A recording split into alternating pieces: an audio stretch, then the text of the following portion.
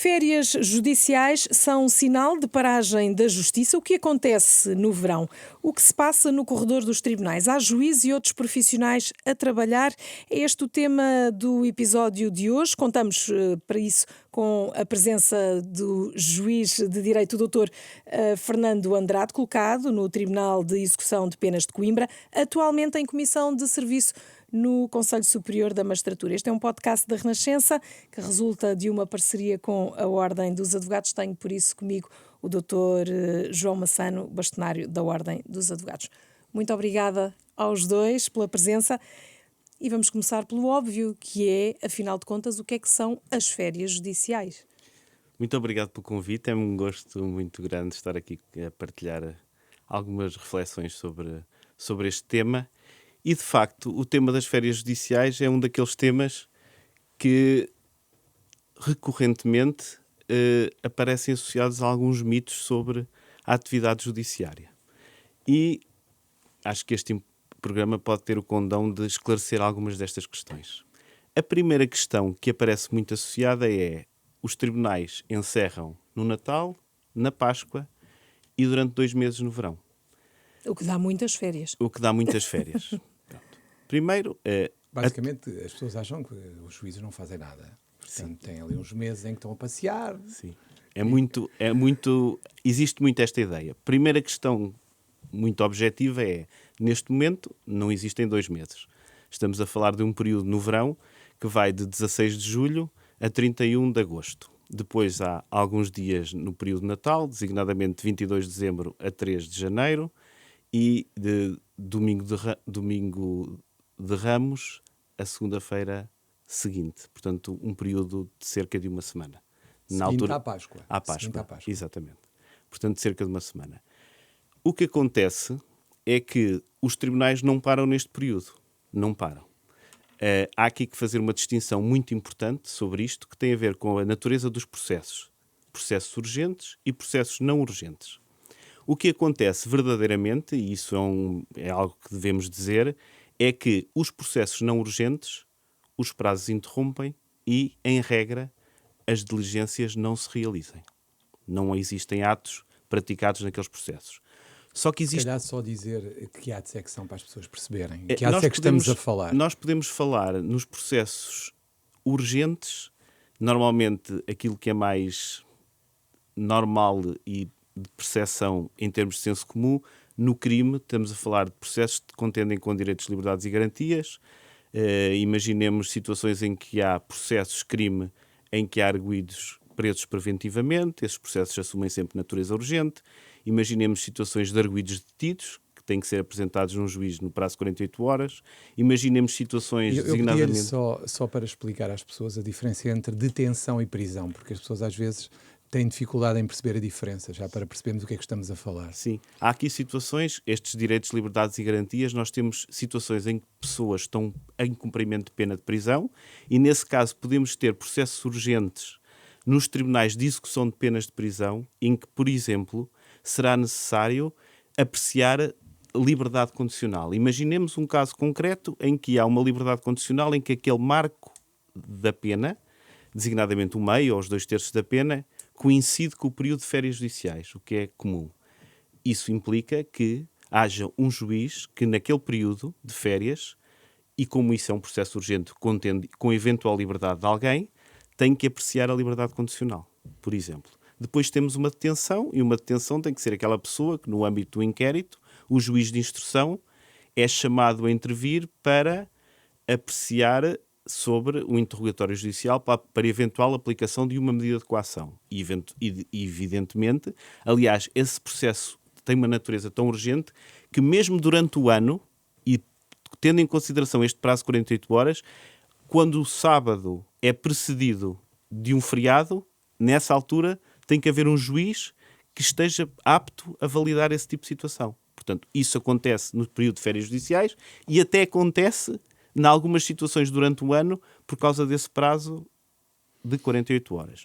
Depois há outro tipo de situações, nós estamos aqui neste tipo de atos, mas, por exemplo, se imaginarmos um processo crime em que alguém é acusado de violência doméstica, esse processo está estabelecido na lei que é um processo que assume natureza urgente. Portanto, esse processo, apesar de poder não ter ninguém detido, ninguém preso, esse processo terá que ser tramitado nas férias. Ou seja, continua a haver as audiências, continuam Certo. a ser chamadas testemunhas, portanto, tudo O normalmente. processo assume natureza urgente, portanto, tudo decorre com normalidade. Ainda há outra situação que é, pode haver processos não urgentes e que o juiz, numa lógica de gestão processual, entenda que dentro daquele processo há determinados atos que têm que ser praticados. Exemplo concreto, para percebermos. Imaginemos uma situação de ofensa à integridade física em que não há detidos. Portanto, não é um processo urgente, tendencialmente aquele processo não haveria quaisquer atos durante as férias judiciais. Mas imaginemos que, por exemplo, há uma testemunha arrolada ou uma perícia que tem que ser feita ou uma prova que pode ser posta em causa se não se praticar algum ato durante aquele período que vai de 16 de julho a 31 de agosto. Estou sempre a falar neste período porque é o período mais prolongado. Os outros períodos são períodos de uma semana que é fácil compatibilizar alguns interesses de celeridade. Mas neste caso pode ser, imaginemos que uma testemunha que está muito doente e que pode haver um risco daquela pessoa deixar de ter condições para prestar um testemunho e que ele é relevante. O juiz, numa lógica de gestão processual, pode conferir natureza urgente não ao processo, mas a um determinado ato que deve ser praticado. Pronto. Isto são aquelas ideias que eu acho que são importantes transmitir para a lógica da natureza urgente e não urgente.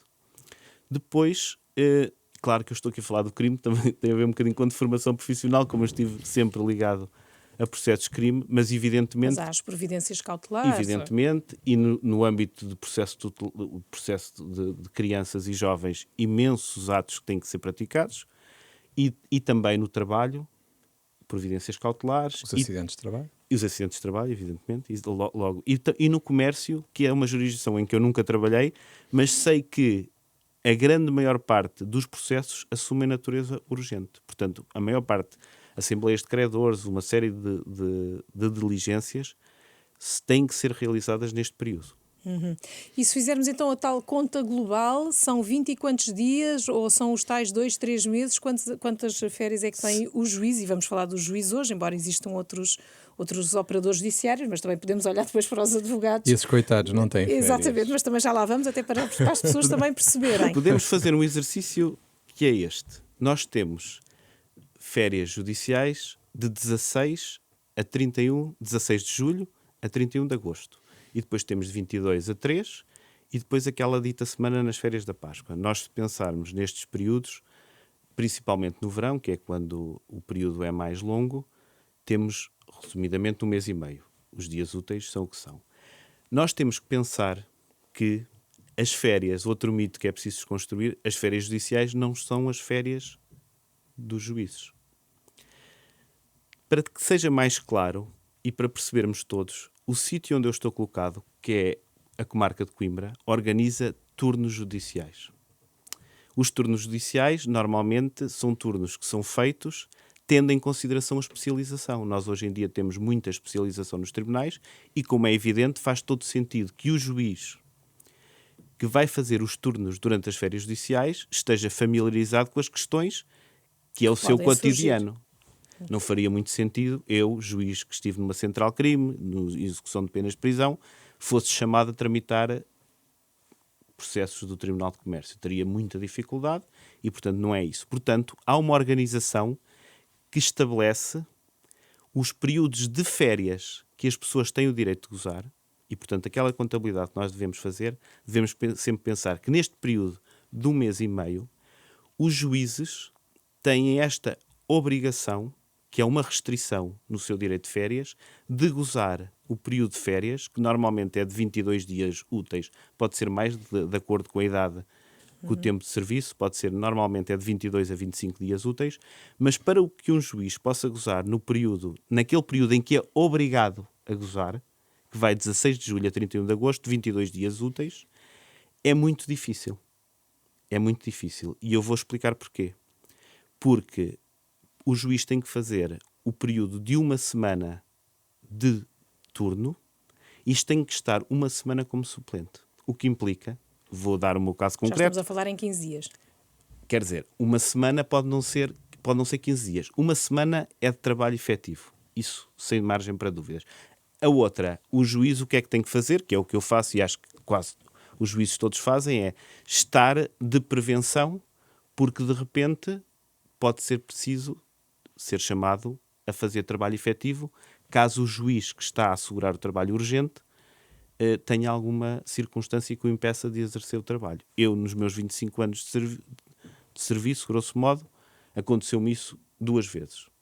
Portanto, é impossível... Mas fica sempre condicionado, ou seja, não pode propriamente marcar férias ou Estou ir em para casa fora. e posso não estar a trabalhar, mas não posso ir para fora, nem para...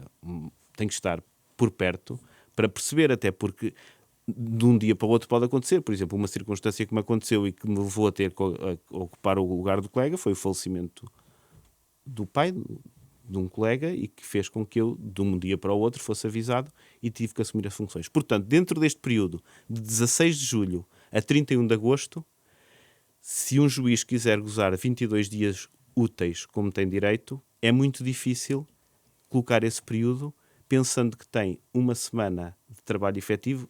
Há alguns... Isto também não é sempre a mesma coisa, porque a lógica da organização dos turnos tem a ver com o seguinte: temos que ter em consideração a especialização e o número de juízes que existe na comarca. Por exemplo, mais uma vez vou a um caso concreto para as pessoas perceberem. Em Coimbra, há um tribunal de execução de penas onde trabalham 3 juízes e na Central Crime trabalham 4 juízes. É uma situação normal para uma comarca de tamanho médio. E, portanto, há 7 juízes que são chamados a fazer este período de um mês e meio, o que dá, grosso modo, uma semana para cada um deles e uma semana de suplente. Claro que se em Lisboa, por exemplo, imaginemos que há um turno específico para os juízes do Central Crime de Lisboa. Imaginemos que são 15, que acho que é o caso.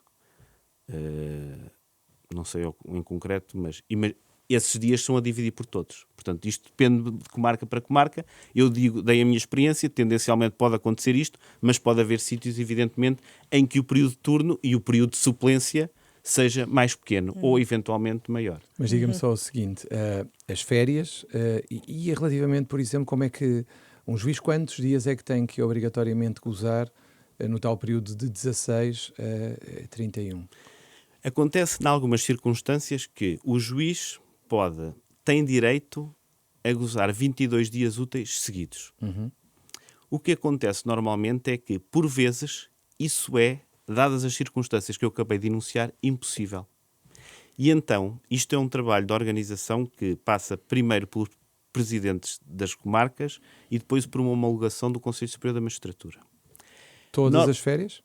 Todas as férias. Normalmente há uma reunião de turnos em que as pessoas fazem um período para as férias de verão e outro período para as férias da Páscoa e do Natal. Normalmente isso implica que todos os juízes têm alguns dias nas férias, no período de férias de Páscoa e de Natal e este período mais alargado no verão. O que acontece normalmente é que muitas vezes os juízes abdicam de gozar 22 dias úteis seguidos para que se possa conter o período de férias dentro do período de 16 de julho a 31 de agosto. Pode acontecer que, eventualmente, o juiz, e isso é suscetível de ser apreciado, tenha que ultrapassar, possa dizer que realmente tem vantagem e que não quer gozar noutro período, porque a verdade é que tem que ser gozado naquele período. Tem que ser gozado naquele período. E, por vezes, isso implica que não acabe objetivamente no dia 31 de agosto, mas se prolongue 2 ou 3 dias. Sempre por um período curto. É e isto. sempre sujeito à avaliação. Ou seja, se Sim. quiser tirar 3 semanas no Natal... Não, isso é impossível. Não, isso é impossível. Estamos aqui a falar com esta dificuldade de incluir a totalidade do período de férias no período de verão. E no Natal e na Páscoa, como é que fazem? No Natal e na Páscoa, normalmente, quem trabalha na Páscoa não trabalha no Natal e vice-versa. Portanto, normalmente, se nós pensarmos, também sempre por referência à minha experiência, que já é há muitos anos no Tribunal Central Criminal de Coimbra e depois no Tribunal de Execução de Penas, normalmente isso implica que durante estes, grosso modo, uma semana e meia no Natal e uma semana na Páscoa, o juiz tem sempre 2, 3 dias. E a mesma lógica, 2, 3 dias de trabalho efetivo e 2, 3 dias de trabalho como suplente. Portanto, terá que ficar a aguardar, que não há nenhuma dificuldade no juiz que se lhe segue para ter que assumir também o trabalho efetivo. Portanto, no fundo, o sistema está feito desta maneira. E pergunta-se porque é que é assim. Ou seja, numa empresa normal. Mas antes disso, permita-me, agora estou a olhar aqui para o seu bastonário, como é que é com os advogados? Ou seja, também concentram mais as férias no mês de agosto? Eu diria que os advogados concentram mais por causa da família, que eles têm crianças, naturalmente têm que tirar férias quando eles param também. Eu diria que hoje em dia os advogados, considerando que grande parte do nosso trabalho é cada vez mais preventiva, acabamos por ter as férias quando conseguimos, porque os nossos tempos de pausa são determinados, obviamente, pela forma como o nosso negócio é gerido, e os clientes é que acabam por determinar, porque os advogados não param desta forma. Ou seja, diria que o grosso modo neste momento para quando consegue. E quando consegue é quando, ou os clientes, se têm clientes importantes que têm a grande parte do trabalho do escritório, aproveitam quando esses também param. Porque de resto, hoje em dia, eu diria que já não é bem assim. Mas não havendo, por exemplo, esta tal pressão dos prazos. Nem dos prazos, nem da presença em audiências, acaba também por empurrar um pouco mais para esse período? Não, porque eu diria que temos entre aspas, o alívio dos prazos, não tivemos os tais processos urgentes que correm sempre, mas os nossos prazos hoje em dia mais imperativos até acabam por ser muitas vezes os dos próprios clientes. Porque o cliente, se tem um tema para resolver uma situação que tem que resolver, muitas vezes é naquela altura. Quantas vezes nós não tentamos tirar dias de férias e de repente há um cliente que diz surgiu aqui uma situação urgente, precisa de ajuda. E nós temos que largar as férias e ir a correr ajudar. Ou porque há alguém que é detido naquela altura e precisa de um advogado, ou porque há uma situação... Essa parte então nunca se sabe, não é? Essa parte nunca se sabe. Há uma situação que é necessário, uma providência cautelar, que tem que entrar naquela altura, porque senão perde o seu efeito útil, aí acabam-se as férias, porque depois... Mas consegue-se fazer à distância, ou não? Ou seja, com esta questão dos sítios... É muito complicado, muito complicado. Aliás, muitos advogados, por um lado, têm alguma resistência a ouvir pessoas por videoconferência ou através do Webex. Porque uma coisa que é óbvia, e aqui o Dr. Fernando também o concordará, uma coisa é ouvir alguém por um ecrãzinho, outra coisa é ouvir alguém frente a frente. E ainda por cima, quando é a pessoa que está a inquirir, a falar para alguém que está no tribunal ou noutro sítio qualquer, se estão os dois em câmara, ainda é pior. Porque há muitas coisas que se perdem, há muitas reações que se perdem, e é muito diferente ver a reação até corporal numa câmara, não é igual. Portanto, eu diria que as providências cautelares, ainda por cima, pela urgência que implicam, já sabemos que quando entram, 3 ou 4 dias, se tudo correr bem, podemos ter já audiência. E, portanto, eu diria que ficam estragadas as férias. E, portanto, as nossas férias são muito limitadas por isso. E se as coisas nos correrem bem e tivermos clientes, que é aquilo que os advogados precisam de ter, porque senão não têm também faturação, implicam uma adaptação ao ritmo dos próprios clientes. E agora, Dr. Fernando, perguntava-lhe porquê é que tudo isto é assim? Ou seja, como é que isto começou e continua, não é? Sim. Porque há muita gente que diz, pois, então se para tanto tempo, é normal que depois os atrasos da justiça sejam ainda maiores. Verdadeiramente, eu acho que o sistema realmente acompanha a evolução da sociedade, claramente. Se pensarmos, eu às vezes sobre o tema férias judiciais, penso muito numa lógica de férias escolares. Todas nós também concentramos, uma grande parte de nós concentramos o nosso período de férias, não só por ser no verão, mas também porque as responsabilidades disciplinares dos filhos implicam que haja aquele período bastante destinado à família. Se nós pensarmos em termos históricos, houve um período em que as férias escolares eram muito maiores. Muito maiores. E também houve um período em que o período das férias judiciais era maior. Designadamente, não no período de Natal e da Páscoa, mas no verão. Sim, até há bem pouco tempo, era de há uns 15 anos, por aí. Sim. Portanto, os 2 meses completos, o julho e o agosto. Exatamente, era de 1 de julho a 31 de agosto. Verdadeiramente, se nós pensarmos, eu acho que essa evolução é equilibrada, porque verdadeiramente, se nós pensarmos, as pessoas, primeiro, gozam menos férias seguidas. Segundo, o período das férias escolares diminuiu. E, portanto, E eu por acho pressão dos próprios pais, porque não conseguem estar tanto tempo com as crianças e têm que ter apoio escolar, e por isso as férias também têm que reduzir para acompanhar o ritmo da Sim, família. tudo isso, esses ritmos mudaram. E, portanto, o que eu acho é que há circunstâncias que justificam mesmo este período. E depois também há circunstâncias que têm a ver com a atividade judiciária. Pensemos no seguinte, eu estou a falar aqui nas férias dos juízes, mas evidentemente que nós, como o Sr. Bastonário já referiu, há os advogados que precisam, como o próprio disse, a pressão dos prazos dos processos não urgentes deixar de acontecer durante um determinado período é importante, Claro. para a organização da vida do escritório. Até imagino para organizar eu. o escritório e tudo mais. E nós depois temos que pensar no seguinte, nós, para que um processo, a maior parte dos processos aconteça, é necessário que haja funcionários judiciais, procuradores e juízes. Todas estas pessoas, e advogados, todas estas pessoas necessitam de ter um período de férias. E há determinados julgamentos. Imaginemos, por exemplo, mais uma vez, um processo de crime. Um processo de crime, há um princípio que tem a ver com a continuidade da prova, Claro. que aqueles juízes não podem ser substituídos nas férias judiciais. E tem que ser aqueles 3 juízes. E aqueles 3 juízes têm que gozar os seus 22 dias naquele período. Imaginemos a dificuldade que é isto, é fácil de perceber. Não, e há outra coisa que também tem a ver com isso, que é, no fundo, se não houvesse este período oficial de férias, o que é que acontecia? Todos iriam tirar férias quando lhes apetecesse. Ou seja, para além de termos este problema, teríamos a morosidade provocada porque o juiz ou o procurador ou o funcionário vai de férias e também não poderia haver naquela altura. E assim há uma concentração que permite que o resto do ano, em princípio, as coisas decorram com Porque é um normalidade. trabalho em equipa que tem que ser feito. Exatamente. A Toda a gente organização questiona-se numa judiciária é empresa- básica. Isto que o Sr. Bastonário acabou de dizer, imaginemos, Sim, claro. o mínimo denominador comum num julgamento, num processo de crime de dimensão, Coletivo. são 3 Coletivo. juízes, Exato. um procurador, e vamos lá ver, também temos que perceber E o um papel do Ministério funcionário, Público. portanto, pelo menos 5 pessoas. Vá, 5 cinco, pessoas. já não E contando os que às vezes- advogados, as equipas que da- podem subestabelecer, mas podem não querer subestabelecer. Claro. E normalmente evidentemente. não gostam de o E não fazer. gostam de o fazer. Mas Claro. imaginemos, mesmo o procurador, o Ministério Público pode-se fazer substituir. Não há aquela regra da continuidade que existe nos juízes, que têm que apreciar todos os elementos de prova. Mas um procurador é normal, num processo complexo, também não gosta de ser substituído a meio.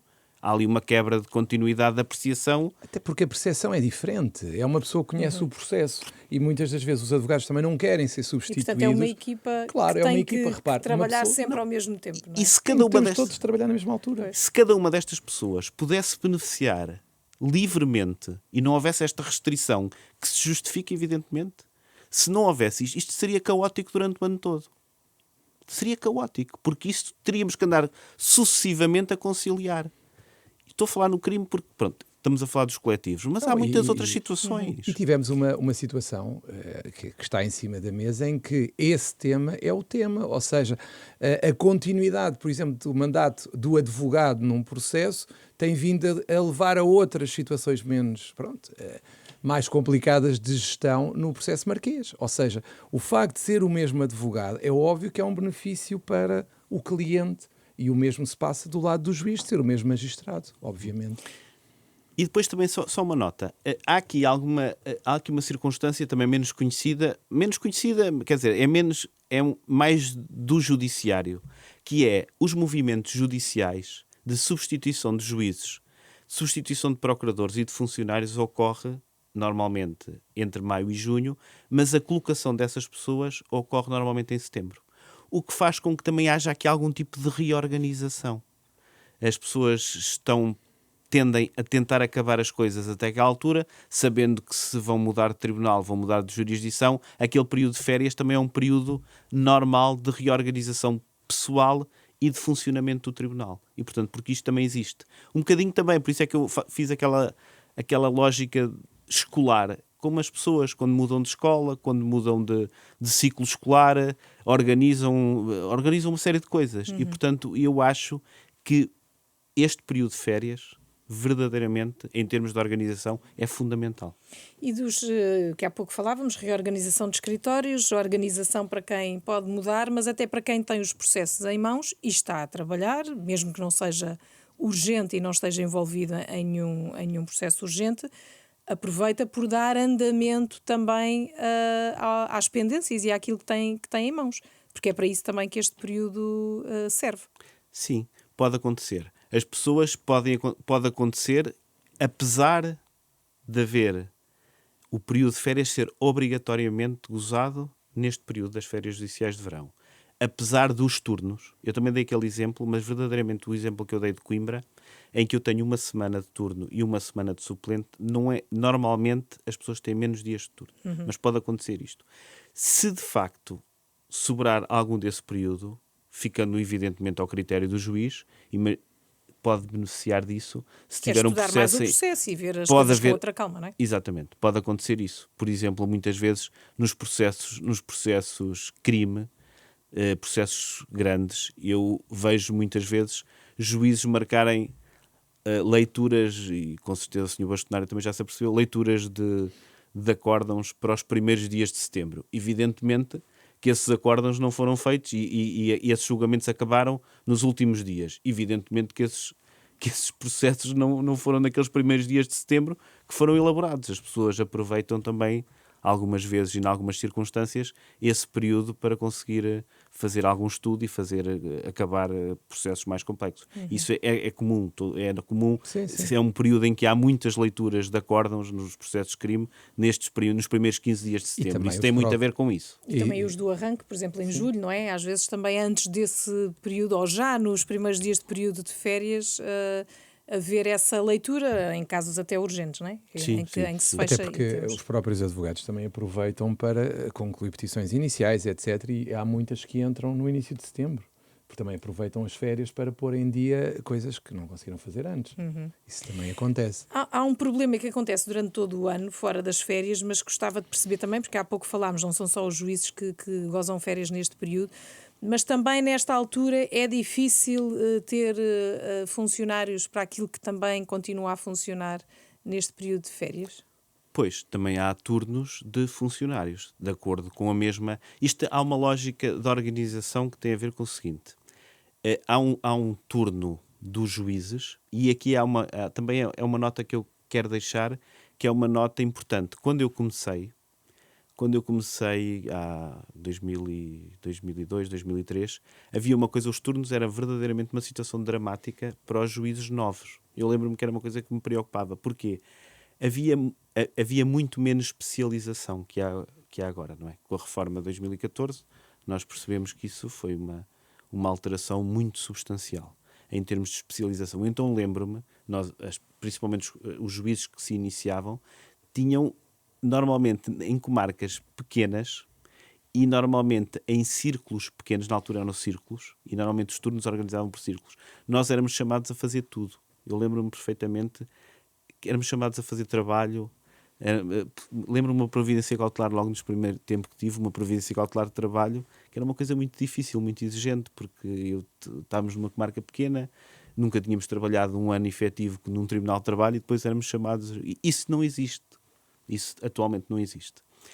A organização evoluiu de uma maneira em que normalmente, eu tendo a dizer que na totalidade das situações, esta especialização acontece. E a especialização nos funcionários também. Imaginemos uma situação. Tem que haver um turno para o trabalho, para o comércio, para o cível, para o crime.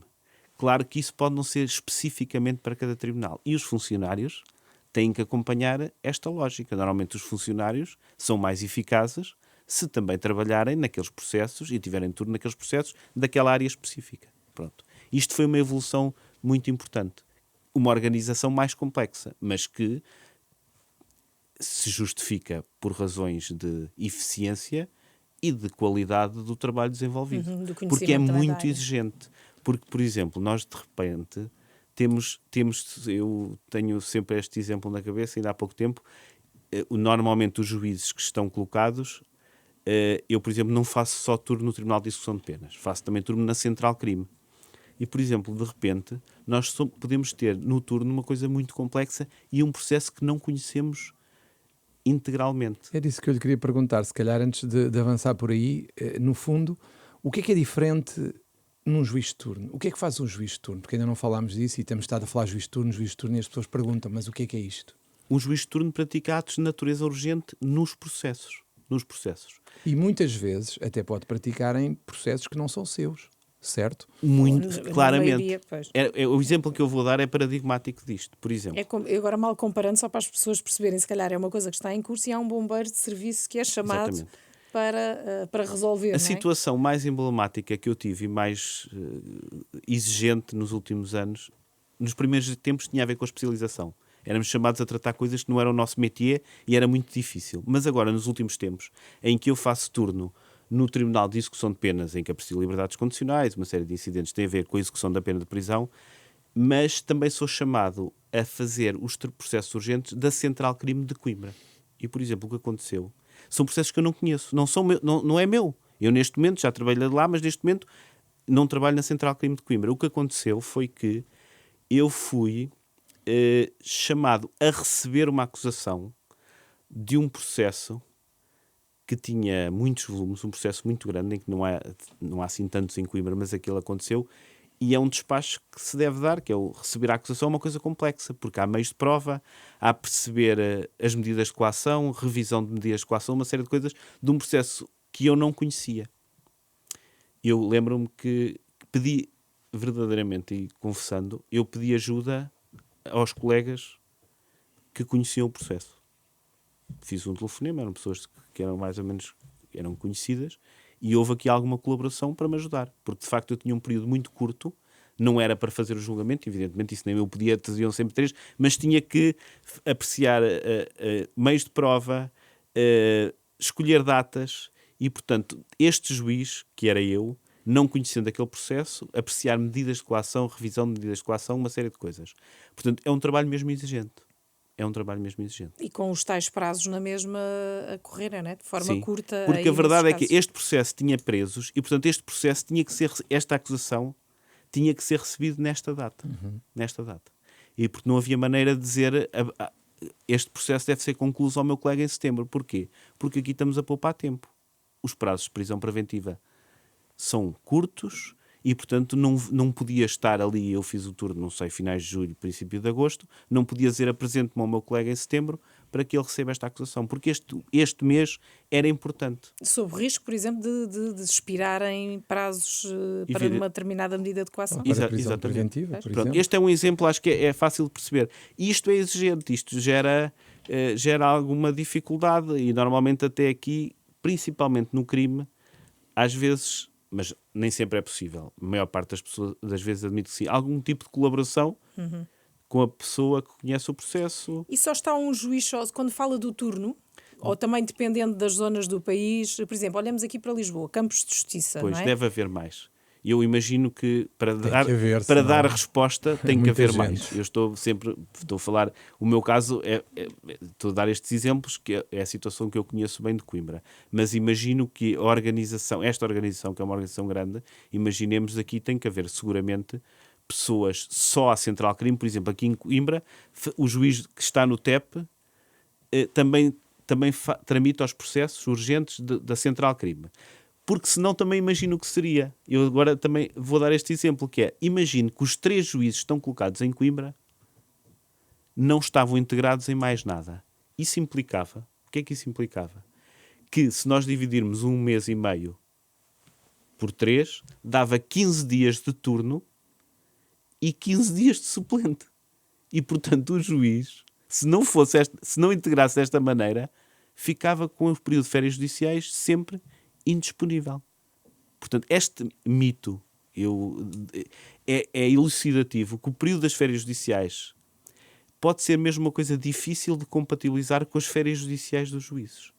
Com a circunstância de os juízes não poderem nunca beneficiar de férias noutro período. Mas eu não estou a reivindicar que isso deve ser assim. Eu acho que tem que ser assim.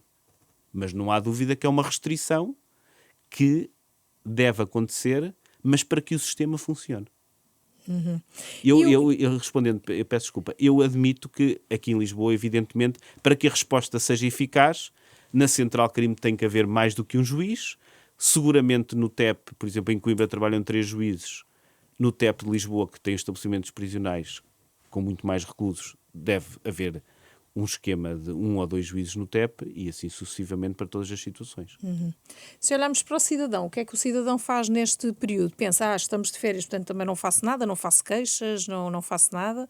Ou pelo contrário, nessa circunstância as coisas continuam e devem continuar a ser feitas na hora em que ocorrem ou que surgem os problemas, não é? O cidadão é beneficiado com esta organização bem feita, porque não vê prejudicados os seus direitos, liberdades e garantias, isso fica assegurado, e não é chamado a participar na maior parte das diligências, o que também é uma dificuldade para as pessoas, porque a maior parte das pessoas também beneficia e goza férias neste período.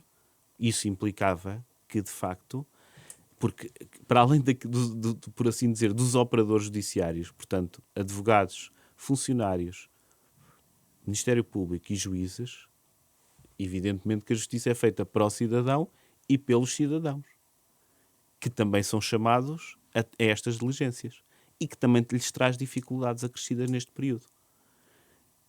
E também há outras coisas, por exemplo, perícias. Muitas vezes perícias são pessoas que não têm uma ligação direta com o mundo dos tribunais e que são chamados a intervir, a prestar esclarecimentos em julgamentos.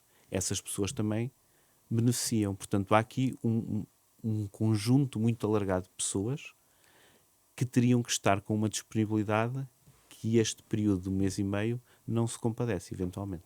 Mas se uma pessoa tiver que fazer uma queixa, surge um caso de violência doméstica ou surge um roubo, surge outra situação qualquer, o cidadão também tem que esperar e pensar, está tudo de férias, não, só em setembro é que eu vou tratar disto? Mas o cidadão tem 6 meses para apresentar uma queixa-crime e, portanto, apresentar queixa-crime num posto policial, de um órgão de polícia criminal ou nos serviços do Ministério Público, e evidentemente que isso está perfeitamente assegurado.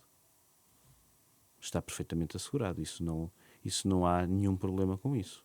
Não sendo um ato de natureza urgente, a apresentação de uma queixa tem por referência uma data, porque isso tem alguns efeitos processuais, designadamente o período de 6 meses de apresentação de queixa, considerando a data dos factos, e, portanto, isso nunca é posto em causa. Mas, dito de outra forma, que era isso que eu creio que a Liliana queria saber, e acho que é a questão das pessoas, que é o facto de haver férias judiciais impede algum direito, nomeadamente apresentar uma petição inicial ou outro que, embora não sendo urgente, não há qualquer limitação para o cidadão. Os tribunais estão abertos, as secretarias estão abertas, os serviços do Ministério Público estão abertos. Portanto, Sem margem para o dúvidas. cidadão do lado de fora, a única coisa que não vai haver é prazos e julgamentos. Tudo o resto pode apresentar. E Ou depois, se quiser ir fazer uma pergunta à secretaria, não é? bem, isso aí às Sobre- vezes... Não, mesmo, as não, secretarias, as estão, secretarias, abertas, sim. estão abertas. Pode haver redução de pessoas. Pois, certamente. Não, sim, há. mas estão abertas. Estão abertas. Não, mas Os nada serviços estão fecha. abertos. Na prática, a ideia que os tribunais estão fechados não é verdade. Os tribunais estão abertos. Não praticam alguns atos, mas estão abertos e respondem às pessoas naquilo que possam responder naquela altura e que não exija, naturalmente, estarmos fora do período de férias judiciais. Mas tudo é normal, entre aspas, não é? Portanto, os tribunais estão lá, recebem os atos que podem receber, não dão andamento, mas tudo entra, entre aspas. Não há nada que fique à porta. E já para terminarmos também, olhámos para esta justiça das férias, mas pedia-lhe, e tendo em conta que trabalha nela todos os dias também, agora de outra forma, como é que olha para a nossa justiça e para os desafios que ela enfrenta? Pois, eu acho que é um momento especialmente complexo. Tem muito a ver com integrar a tecnologia nos nossos tribunais e os desafios que isso traz. Não há dúvida que é um momento... Eu acho que desde que entrei, portanto, eu posso falar, estamos a falar mais ou menos em 25 anos, houve um grande desafio que eu acho que foi uma coisa muito importante, um salto muito qualitativo e de organização, que teve a ver com, em 2014, com a organização judiciária, teve a ver com a reestruturação das comarcas e o grande salto teve a ver com a especialização. Neste momento, estamos noutra fase também muito desafiante, que tem a ver com a maneira como as pessoas se adaptam e a maneira como é estas novas tecnologias. O Conselho tem feito um esforço bastante grande para haver gabinetes próprios e para antecipar desafios, dificuldades e munir os tribunais da necessária tecnologia para que, de facto, consigamos dar resposta a estes desafios. Não teme que haja uma justiça não humana? Não, E que se torne uma justiça mecânica? Não, penso que não. Penso que há ferramentas que têm que ser integradas no dia-a-dia. Há formas, temos no Conselho Superior da Magistratura e os juízes estão... Há vários grupos de trabalho que estão a estudar essas soluções, a maneira como se tem acesso a estas ferramentas, a maneira como a tecnologia pode ir dando resposta. Acho que em termos de decisão judicial as pessoas estão muito cientes do seu papel e acho que a tecnologia é encarada como uma forma de auxiliar na atividade menor do juiz, que é na atividade que tem a ver muito com trabalhar dados. E isso em si, desde que haja regulação, não traz nenhum problema. Traz desafios em termos de regulação, mas de facto o juiz está muito ciente da sua importância. Que vai ser fácil regular? Acho que não. Acho que é um desafio importante. Acho que, e mesmo a maneira como se protegem dados, a maneira como se integra a tecnologia nas máquinas que estão ao serviço da justiça, mas depois também há muitas vantagens. Nós sabemos o que eram as traduções e o que é que vão passar a ser. Nós sabemos o que... Nós, por exemplo, se pensarmos nas diligências, uma das coisas que brevemente vai ser muito fácil é também haver, por exemplo, as audiências são gravadas o som. Seguramente, a muito breve trecho, nós também vamos ter a imagem, que também vai ser uma ajuda preciosa, por exemplo, à apreciação de recursos, aquela que o Sr. Bastonário falou, da mediação. É muito... Imaginemos o que é num tribunal da relação, estar a ouvir o som, quando tem que se reapreciar a prova, ou ter que apreciar não só o som, mas com base também em imagens. Vai ser, por exemplo, isso é uma coisa que está muito presente, já existe em alguns sistemas e em Espanha, por exemplo, isso existe sempre. Vai ser também uma coisa muito útil. E portanto, pode vir aí a seguir esse desafio, a tão desejada celeridade ou mais celeridade?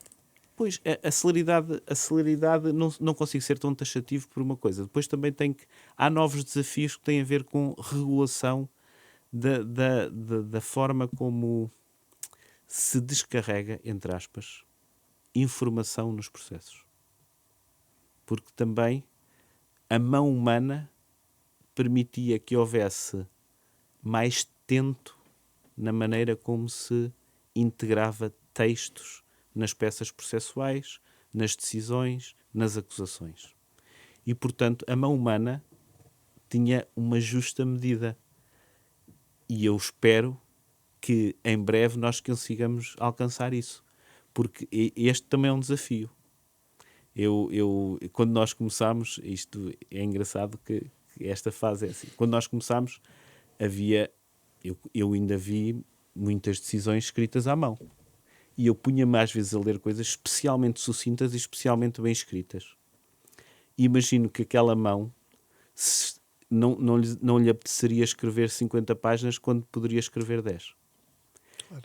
Com uma coisa que hoje é básica para nós, não é? O processador de texto, estas ferramentas, tornou-nos mais... Nós escrevemos quase ao mesmo tempo 50 páginas ou 10.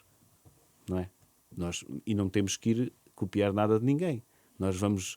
Eu tive na Central Crime, também tive numa Local Crime, tive que fazer decisões sobre os mesmos crimes. Evidentemente que eu não estou a inventar cada vez que escrevo a fundamentação jurídica. Portanto, isto foi simples.